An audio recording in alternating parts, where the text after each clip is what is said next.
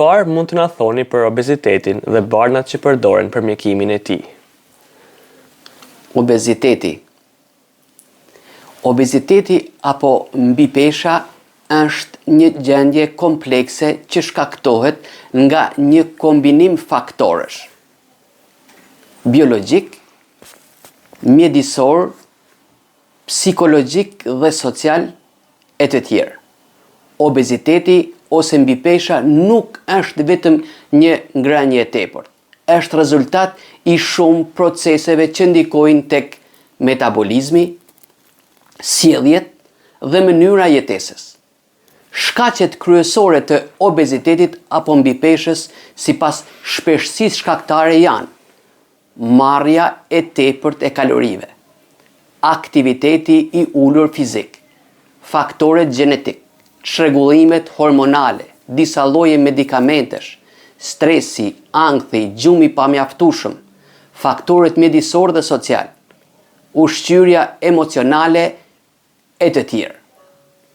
Nëse duam të dobësohemi apo të ulemi në peshë, kur është e mundur pasi jo gjithmonë mundet, duhet të ndryshojmë, të modifikojmë, të korrigjojmë apo të kundërshtojmë një nga këto shkaqe.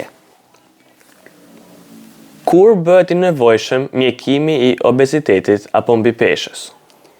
Një person konsiderohet obez apo mbipesh kur indeksi i masës trupore është në intervalin 25 me 30 kg për metër katror, ndërsa mjekimi i obezitetit bëhet i nevojshëm kur indeksi i masës trupore kalon vlerën 30 kg për metër katror, apo rasti kur jeni mbipesh dhe keni sëmundje bashkëshoqëruese.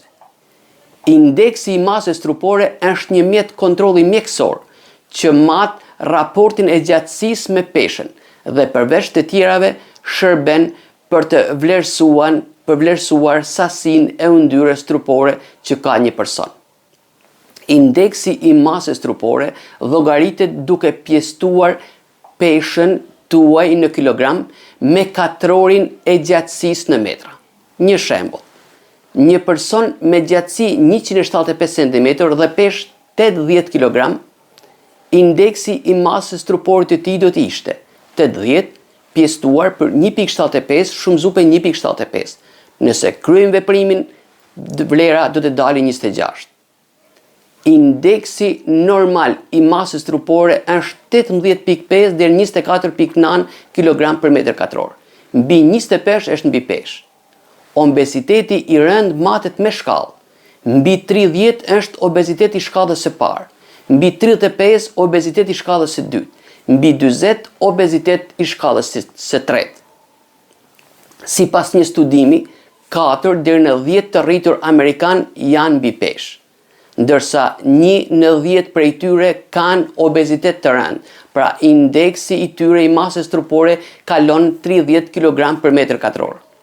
Sigurisht që alternativa e parë e trajtimit të obezitetit është do të mbetet gjithmonë ndryshimi i stilit të jetës, që do të thotë dieta e studiuar dhe e këshilluar me mjekun tuaj apo me kujdestarin tuaj shëndetësor, dhe shtimi i aktivitetit fizik. Kur këto dështojnë, mjeku juaj mund të rekomandojë fillimin e trajtimit me barna dhe produkte që mund të ndihmojnë rënien tuaj në peshë. Si veprojnë barnat që shkaktojnë rënien në peshë? Barnat që realizojnë efektin dobësues veprojnë kryesisht duke rregulluar çlirimet hormonale nga truri, nga sistemi i tretës dhe nga indet dhjamore, me pasojë paksimin e oreksit, largimin e urisë dhe ngopjen e shpejtë. Kujdes, shumica e barnave të dobësimit duhet të merren për një kohë të gjatë. Ndërprerja e tyre shoqërohet me rifitimin e shpejtë të peshës së humbur. Arsye kjo për të qenë më të kujdesshëm për të mos shkuar deri tek përdorimi i këtyre barnave. Asnjëherë mjekimi për dobësim nuk zëvendëson dietën e arsyeshme dhe aktivitetin fizik. Çdo mjekim që mund të këshillohet për të mundësuar rënien tuaj në peshë gjithmonë vepron më mirë kur është i kombinuar me dietën e përcaktuar dhe me aktivitetin fizik të këshilluar. Si përcaktohet një mjekim për dobësim dhe sa peshë pritet të humbë një person nga një mjekim i tillë? Mjekimi i obezitetit me barna përcaktohet në varësi të shkakut që mund të ketë shkaktuar atë, gjë e cila përcaktohet nga mjeku. Barnat që unë do të citoj me poshtë nuk mund të përdoren pa vizitë mjekësore. Pesha që një pacient apo person mund të humbë nga një mjekim për dobësim varet nga mjekimi që merr, shëndeti i tij i përgjithshëm dhe nga faktorë të tjerë individual. Mesatarisht një person i rritur që merr një mjekim me barna për dobësim synohet të ulë 3 deri 12% të peshës së tij. Sipas studimeve të shumta, rënja në peshë në masën 5 deri 10% sill, po mund të ulë sheqerin e rritur në gjak, mund të ulë tensionin e rritur, mund të ulë trigliceridet e rritura, mund të lehtësoj dhimbjet e artikulacioneve nga artriti, mund të lehtësoj apnen e gjumit, që është bllokimi i frymëmarrjes dhe ndjenja e mbytjes në gjumë. Këshilla jon, bëni kujdes, mbi pesha është armiku i shëndetit tuaj. Efekti dobësues i mjekimeve të tilla zakonisht vërehet nga muaji 6 i mjekimit me to. A kanë efekte anësore barnat që përdoren për dobësim?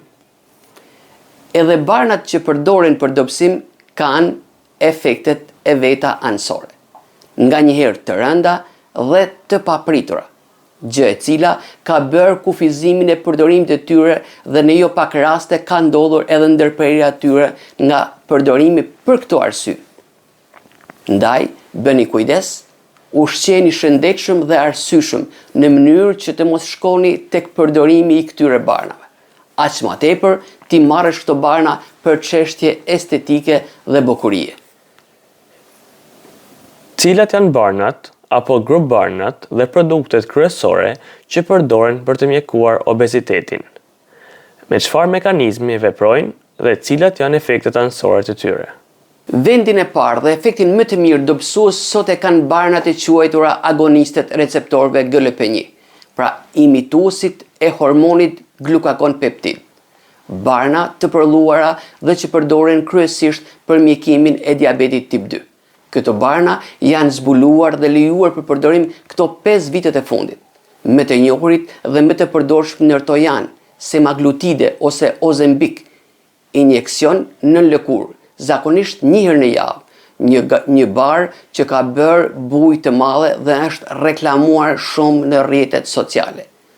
Si zgjidhja e mbipeshës, duke mos sqaruar siç duhet efektet anësorë të tij.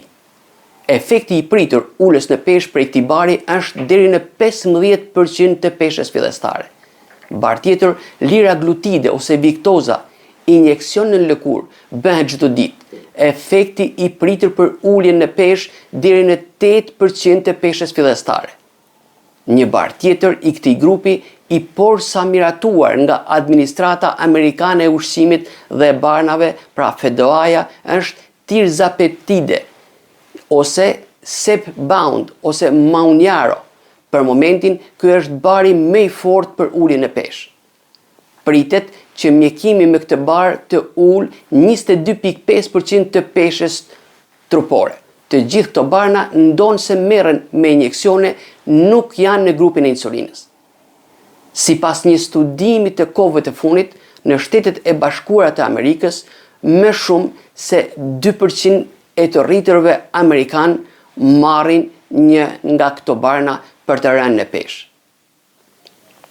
Veprimet me të cilat realizohet efekti dobësues i tyre janë: ngadalsojnë zbrazjen e stomakut, shkaktojnë ngopje me të shpejtë, ulin oreksin duke vepruar në hipotalamus, pra në qendrën trunore të ushqyerjes.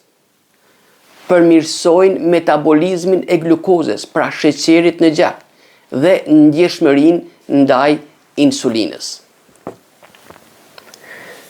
Cilat janë efektet anësore të këtij grupi barnash që në jo pak raste po përdoren edhe në mënyrë abuzive për dobësim?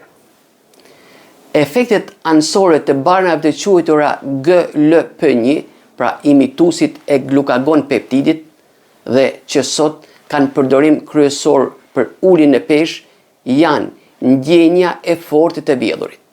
Gjatë gjithë mjekimit, ky është efekti anësor më i zakonshëm i tyre.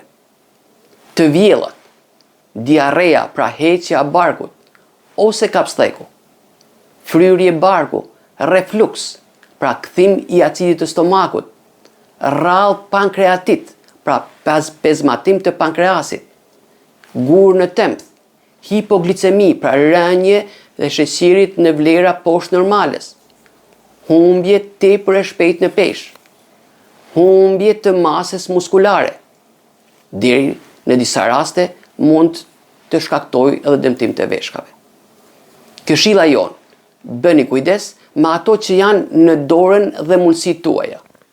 Ushqyerje e arsyeshme, ndërthurur me aktivitet fizik, në mënyrë që të mos shkoni deri tek përdorimi i këtyre barnave për të dobësuar. Cilët janë disa nga barnat e tjerë që mund të përdoren për dobësim? Orlistat ose Xenical, një barë tjetër me efekt dobësues dhe që përdoret për trajtimin e obezitetit. Doza 60 mg mund të merret pa recetë, ndërsa doza 120 mg merret me vizitë. Mekanizmi me të cilin Xenical realizon efektin dobësues është bllokimi i lipazes pankreatike, një enzim e prodhuar nga pankreasi dhe që mundson përthithjen e yndyrnave të marra me anë të ushqimit. Bllokimi i saj bllokon përthithjen e yndyrnave që merren pra me ushqim, duke ulur në këtë mënyrë numrin e kalorive të marra. Efektet anësore të Orlistat ose Xenical varen nga sasia e yndyrës në dietë dhe janë diare me formë dhe përmbajtje vaji, gazra me përmbajtje vaji, urgjencë për të defektuar, pra pa durim për të shkuar në banjë. Këshilla jonë, bëni kujdes me ato që janë në dorën dhe mundësitë tuaja, pra ushqyerje e arsyeshme ndërthurur me aktivitet fizik, në mënyrë që të mos shkoni deri tek përdorimi i këtyre barnave për të dobësuar. Fenteramin, apo Adipex, apo Suprenza, një barë tjetër që mund të përshkruhet nga mjeku juaj për dobësim. Ky bar nuk është i regjistruar në Shqipëri dhe as në Kosovë. Këshilla jonë në këtë rast shkon për shqiptarët që janë rezident në vendet e Europës apo Amerikë. Mekanizmi i veprimit shkakton stimulim të quajtur simpatomimetik, pra duke rritur norepinefrinën në trup, një lëndë me efekte nxitëse, e cila ul oreksin dhe e mban këtë efekt për 8 deri në 12 orë. Efekti i pritur ulës në peshë në masën 7 deri në 11% të peshës fillestare. Efektet anësore. Efektet anësore të fenteramin ose Adipex ose Suprenza janë dhimbje koke, takikardi, pra rrahje të shpeshta zemre, tremor, dridhje, rritje e tensionit, ankth, nervozizëm, pagjumësi, gojë e thatë. Mund të ndërveprojë keq me disa grup barnash si monoaminooksidaz inhibitoret, pra janë barna kundër depresionit, me simpatomimetikët, barna nxitëse të sistemit nervor, qendror dhe sistemit kardiovaskular. Mund të ndërveprojë me pijet alkolike, krijon vartësi me mundësi abuzimi, gjë e cila është edhe shkaku i kufizimit në përdorim për shumë shtete të botës. Fenteramin qarkullon edhe e kombinuar në një tablet me topiramat. Tek bari me emrin Qsymia. Qsymia është një bar i projektuar përgjithsisht për pacientët që kanë migrenë dhe janë obez. Këshilla jonë, bëni kujdes me ato që janë në dorën dhe mundësitë tuaja. Ushqyerje e arsyeshme ndërthurur me aktivitet fizik në mënyrë që të mos shkoni deri tek përdorimi i këtyre barnave për të dobësuar. Bar tjetër alternativ me efekte dobësuese është kombinimi naltrekson bupropion, qarkullon me emrin Kontrave. As ky bar nuk është i regjistruar në Shqipëri dhe as në Kosovë. Këshilla jonë vlen për shqiptarët që jetojnë në vendet e Evropës dhe Amerikë. Ky bar është një kombinim ndërmjet dy lëndëve të forta vepruese. Vepron duke ndikuar mbi qendrën e kënaqësisë ushqimore në tru dhe duke qetësuar ndjenjen e urisë dhe oreksin. Efekti i pritur në uljen e peshës është 5-9% të peshës fillestare. Efektet anësore më të shpeshta janë nauzea, pra ndjenja e të vjedhurit, kapsthek, dhimbje koke, të vjella, marrje menç, pagjumësi, tharje goje, diarre, pra heqje barku. Ky bar nuk duhet të përdoret te personat me sëmundje epileptike, as tek pacientët që janë duke marrë barna të quajtura opioide për të qetësuar dhimbjet, si tramadol. Këshilla jonë, bëni kujdes me ato që janë në dorën dhe mundësitë tuaja. Ushqyerja arsyeshme ndërthurur me aktivitet fizik në mënyrë që të mos shkoni deri tek përdorimi i këtyre barnave për të dobësuar. Set melanotide, incivre, edhe ky një bar i ri për dobësim, i projektuar për menaxhimin e mbipeshës tek të rriturit dhe fëmijët mbi 6 vjeç, por vetëm në rastet e një sëmundje gjenetike të rrallë të quajtur hypothalamic obesity ose obeziteti hipotalamik. A ka lëndë natyrale, vitamina ose shtesa ushqimore që kanë efekt dobësues? Ka disa substanca natyrale dhe suplemente që ndodhen në treg dhe që më të madhe reklamohen si ndihmës për rënien e peshë. Për to, nuk ka evidenca apo prova shkencore që vërtetojnë dhe e matin efektin e tyre. Nëse zgjedhim t'i përdorim, ato mund të shërbejnë vetëm si një shtesë e një diete të shëndetshme dhe aktivitetit fizik. Nga këto mund të përmendim hydrogel ose plenity. Kjo është një pajisje mjekësore e miratuar nga Federata Amerikane e Ushqimit dhe e barë në vitin 2019 për pacientët me indeks të masës trupore 25-40 kg/m2. Konsiston në kapsula të cilat çlirojnë në stomak një hidrogel të biodegradueshëm, një lëndë të qullët dhe shumë përthitëse.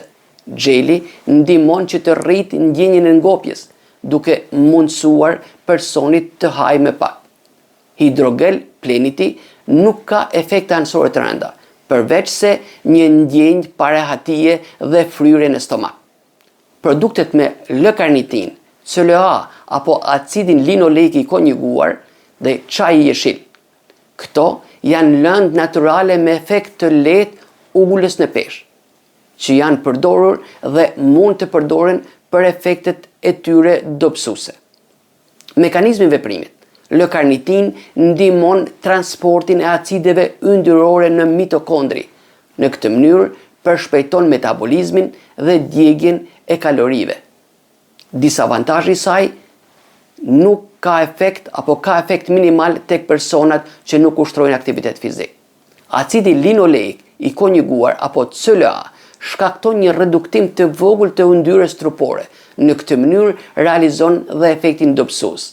Efektet anësore të CLA janë të lehta. Çaji jeshil, nëpërmjet lëndës vepruese të quajtur EGCG, shkakton rritje të metabolizmit, përshpejton djegjen e yndyrnave, jep rritje të termogjenezës, ndihmon në kontrollin e oreksit. Efektet anësore të çajit jeshil dhe pothuaj gjithë lëndëve natyrale janë të lehta dhe kryesisht vijnë nga stomaku, si nauzea, pra ndjenja e të vjedhurit dhe shqetësime të tjera gastrointestinale. Kujdes, dozat e larta të çajit jeshil mund të shkaktojnë dëmtim të mëlçisë. Glukomanan është një produkt natural me efekt ndihmës në rënien e peshë. Janë fibra të ekstraktuara nga rrënjët e një bime të quajtur zhardhoku i elefantit ose konjac, një bimë që rritet në Azinë Jugore, të cilat krijojnë ndjenjën e ngopjes, ngadalsojnë tretjen, ndihmojnë në kontrollimin e oreksit e të tjerë. Produktet me përmbajtje berberin mund të përmirësojnë metabolizmin, ndihmojnë në djegjen e yndyrnave dhe përmirësojnë ndjeshmërinë ndaj insulinës. Produktet me përmbajtje kitosani. Kitosan nxirret nga kitin, një sheqer kompleks polisakarid, një lëndë e patërheqshme në ujë dhe si pasojë e papërthithshme. Pretendohet se kur merret para ushqimit pakson sasinë e yndyrnave të përthithura nga zorët dhe në këtë mënyrë ndihmon uljen në peshë dhe uljen e kolesterolit të rritur. Tradicionalisht, si produkte me efekte dobësuese janë përdorur edhe disa çajra ose lëndë natyrale që përmbajnë ekstrakte bimesh që nxisin urinimin, apo të dalurat e shpeshta jashtë. Këto ekstrakte ose produkte bimore realizojnë atë që quhet rënien e peshë duke vepruar në veshka ose në zorë dhe duke larguar shpejt me anë të urinimit apo defektimit një sasi lëngjesh nga trupi juaj. Efekt i cili fillon dhe arrihet shpejt, gjë që i bën ato të besueshëm dhe të përdorshëm nga shumë persona, apo persona që duan të humbin 2-3 kg peshë. Ky efekt mund të quhet si një efekt mashtrues, pasi sapo ato ndërpriten, trupi me njëherë mban lëngjet e larguara forcërisht prej tij. Përdorimi i zgjatur i këtyre çajrave apo produkteve, edhe pse natyrale, mund të sjellë dëme të organeve ku veprojnë si veshkat dhe zorët, pastaj edhe në gjithë organizmin. Kaq. Faleminderit.